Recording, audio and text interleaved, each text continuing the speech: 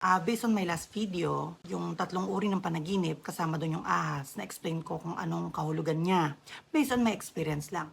May mga nagko-komento doon like, kulay ng ahas, yung maliit na ahas, kinain ng malaking ahas. So may isa rin na nag-comment na kapag ahas daw ay swerte. So, na-explain ko na rin yan sa last video ko na kaya siya naging swerte na ang dream ng ahas ay panandaliang stress lang. Pag sinabi mong panandaliang stress lang, nakakahanap ka rin ng solusyon. So, ang naiisip nyo na swerte is nakahanap kayo ng solusyon. Pero ang true meaning ng ahas ay stress ka ng pansamantala. Ibig sabihin, mare-resolve mo din. Nakuha nyo yung difference.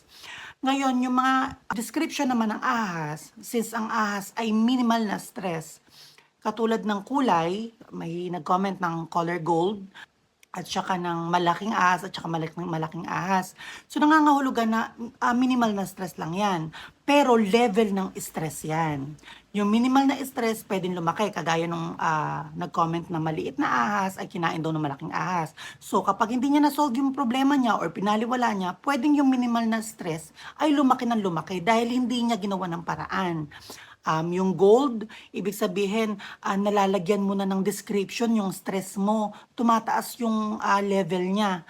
Hindi na siya ordinary ahas. So advice ko, kailangan pag nanaginip ka ng ahas, gawan mo kagad ng paraan.